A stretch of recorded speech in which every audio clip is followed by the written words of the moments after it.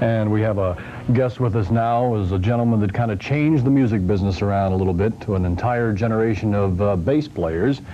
His technique, well, developed a whole new thing. He was a member of Sly and the Family Stone. Later he went on to have his own group, Graham Central Station, and now he's solo, Larry Graham, and here is his album. And he, by coincidence, is dressed in the same pink garb. Well, isn't that a coincidence? That is quite a snappy outfit you got there, Larry. Thank you. Thanks for the record, by the way. I hope you enjoy it. Yeah. I always used to see them do that on TV, and it really happens. You don't get the record. You don't get the cover. Okay.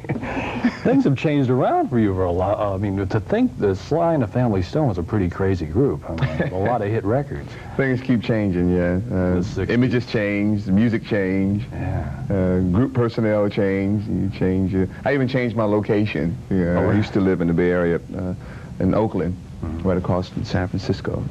And in the last 3.5 years, I've been in Hollywood. All right. Yeah. I enjoy it. Was it tough for you to go solo? No, it wasn't.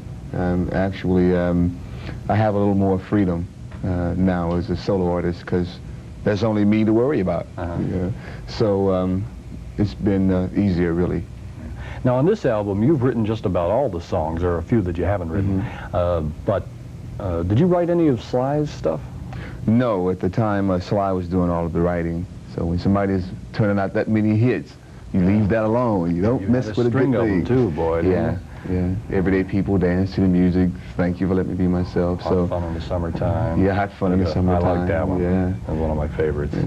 So we, the other members of the group who were into writing, what we would do is we would try to find other people to do our material. In my case, I put a group together to do my material, a group called Hot Chocolate, which is not the same Hot Chocolate that later on became a hit, but I put this group together to do my material, and then when I ended up leaving Sly and the Family Stone, I just joined Hot Chocolate and changed the name to Graham Central Station, because it was already a ready-made group. It's a great name for a group, too. Hot Chocolate? You know, Graham Central Station. It's a great name for a group. Oh, yeah. Thank you very much. Now, we talked about the fact that you changed the way people looked at the bass guitar, and that's your whole thing, that you've even done a video piece, we understand, which we have, that shows the history of the bass. Yeah, yeah. It's, well, I call it thumping and plucking. And that's because I thump the bass with my thumb and pluck it with my fingers. And it's really a percussive type way of playing that was really developed quite by accident. It was out of necessity, because my mother and I worked together for quite some time, and she plays piano, and we had a trio, piano, bass, and drums. And then when we got rid of the drummer, to make up for not having a drummer, I would pluck and thump the strings. And that developed a whole new thing. Yeah, because at first when I joined the group, I played guitar on the top and the bass pedal was on this old organ that was in the club, see? And the old organ broke down. One important weekend was coming up, so I just rented this bass, supposedly just for the weekend, and I wasn't really concerned with playing like the technical style of where everybody else was playing, because I figured this is temporary anyway. So why don't we take a look at the video that kind of explains all that? Oh, all right, and we'll all sit back and enjoy it, because I hear it's kind of neat to look at. Larry Graham. And dance music was all top and no bottom, you see. You see what I mean is, it was all saxophones and pianos and guitars. It was no bottom, you see. But nowadays it's different. Dance music is all bottom, you know? And it kind of all started by accident. Let me tell you a little story. When I was 15 years old, I started working in my mother's trio as the bass player. And then we decided we would call it a duo, just me and Mom, you see, without the drummer. So I had to do something to compensate for not having a drum, so I thought I'd thump and pluck a little bit, you see. And it came out sounding like this.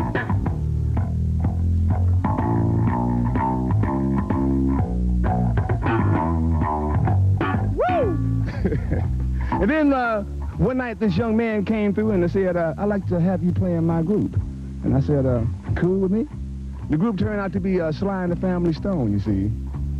And from that time on, dance music kind of changed its course, you see. And it was through that group that my style of bass playing became popular. You see, the first thing we put out was a song that kind of featured my thumping and plucking that sounded a little something like this. Dance to the music. Dance to the music. And then we came out with another song that went through the country like mad, and again, had me thumping like this. And I kind of just held it right there, you know what I mean? And then he said, sometimes I'm right, and I can be wrong. My own beliefs are in my soul. I am an everyday people. Yeah. And then we decided we'd put out another song, and this one really got popular, you see. And it's a song that kind of featured my thumping and plucking bass style, and it went a little something like this. Thank you for letting me be myself again. Thank you for letting me be myself again. Woo! And then I started a group called Graham Central Station, you see. And the first thing we did was put out this song called Can You Handle It? Now can you handle that? See what you did to me, can you handle that? Yeah. Woo! Now that brings us up to date, you see. Because now everybody is thumping and plucking.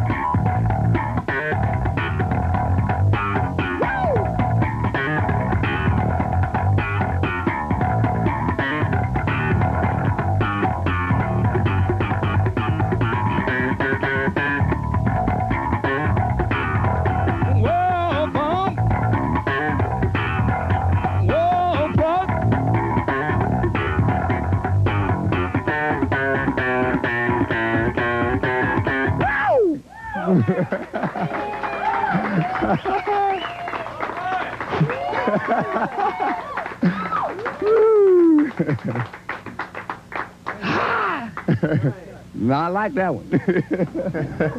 All right.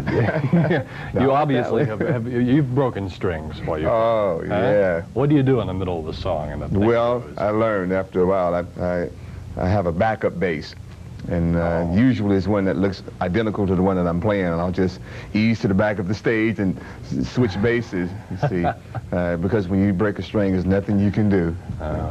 Now, the new album, it has some of the mellow sound on it, because you did a lot of, the rock and roll stuff there, but you kind of changed your style a little bit. Starting with 1 in a Million, that was Big really hit. a turnaround for me.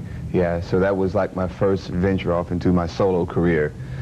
And with the success of 1 in a Million, I've continued to do ballads, but what I've been doing is mixing the tunes up, which is why this album is called Victory. I feel it's been a victory for me in that sense, that I've been able to successfully, I feel, accomplish mixing the two together. The things that I did as far as playing is concerned, that I have a lot of people that are into Larry Graham because of the playing and my thumping and plucking. But then there's a lot of people who are into me because of my singing. And it's easy to combine the two in a live performance on stage, but to really do that on record is a little more difficult, because on stage you can go and play some of the old songs and go back to Sly and the Family Stone and Graham Central Station, what have you. But on record you really can't do that. It's been done. So I really have to come up with new songs that really capture that same feeling, that put out that same kind of energy. And one song in particular on my new album is called Victory. Which is the title. Which is the title tune, which features my thumping and plucking. And then the single, I Never Forgot Your Eyes, features my vocal. So I've been able to cover the whole thing in this album, I feel. Well, thanks for coming by and seeing us. Thanks for having me. Continued success on the solo career. Happy to see you again. All right. Victory is the name of the album. Larry Graham, thank you. Marge Doucet, who portrays Myrna Klieg on Capitol, when we come back. Yeah.